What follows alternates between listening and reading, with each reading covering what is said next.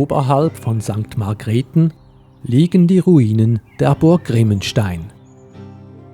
Zeitweise war sie im Besitz gefürchteter Raubritter, welche die Gegend in Angst und Schrecken versetzten. Doch der Reihe nach.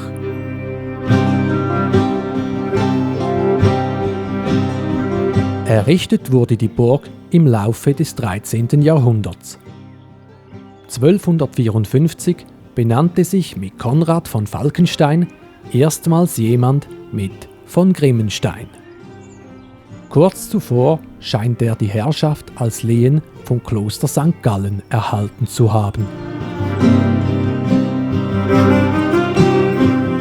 Dessen Abt war damals übrigens Berchtold von Falkenstein. Konrads Auftrag bestand darin, die Besitztümer des Klosters im Rheintal vor den Grafen von Montfort und Werdenberg zu schützen.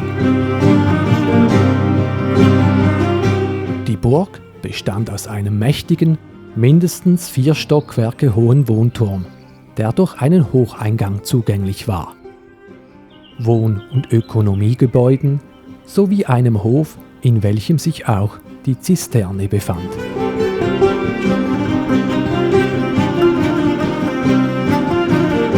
Bereits kurz vor 1315 starb mit Ritter Heinrich der letzte Nachkomme Konrads und das Lehen fiel an das Kloster zurück. Daraufhin übertrug Abt Heinrich von Ramstein die Burg an Freiherr Wilhelm von Enne. Dieser war gerade durch die Habsburger von seiner Stammburg bei Montan im Südtirol vertrieben worden. Nun brachen kriegerische Zeiten an. Die neuen Herren von Grimmenstein kämpften an der Seite der Grafen von Bregenz gegen die Ritter von Rosenberg und Baldeck. Im Verlauf der Auseinandersetzungen soll Grimmenstein ziemlich verwüstet worden sein. Doch dies schien die Burgherren nicht vor weiteren Fehden abzuhalten. Auch in den folgenden Jahrzehnten griffen sie des Öfteren zum Schwert. Als sie sich mit den von den Habsburgern unterstützten Grafen von Montfort anlegten, griff der Herzog von Österreich ein. 1361 belagerte er mit seinem Heer die Burg und eroberte sie. Burgherr Wilhelm III. Bekam seinen Besitz zwar wieder zurück, doch nur unter der Bedingung, dass er fortan Habsburg die Treue schwor. 1405 verlor er die Burg jedoch erneut. Im Zuge der Appenzeller Kriege zogen Truppen der Stadt St. Gallen vor Grimmenstein, nahmen den Ritter und seine Gemahlin gefangen und zerstörten die Burg.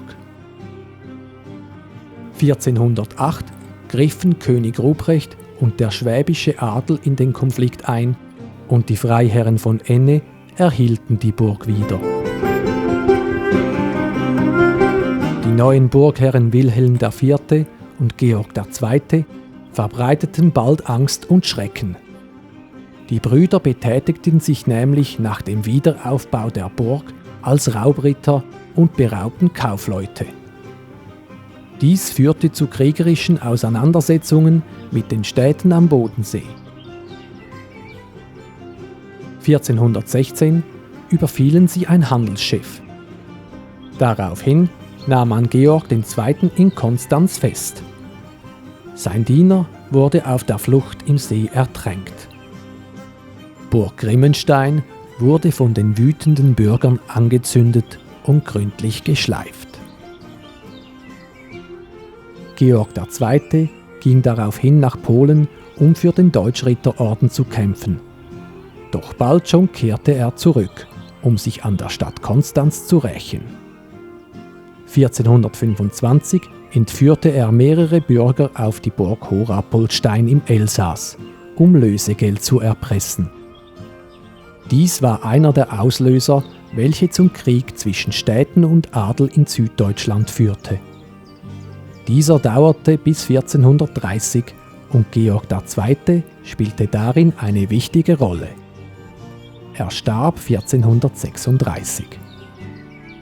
Derweil blieb Grimmenstein eine Ruine und zerfiel immer mehr. Von 1936 bis 1938 grub man die Überreste der Burg aus und sicherte sie. Zahlreiche Funde zeugen von deren gewaltsamer Zerstörung. Unter anderem fand man zahlreiche Pfeilspitzen. Heute ist die Ruine ein beliebtes Ausflugs- und Wanderziel in der Region.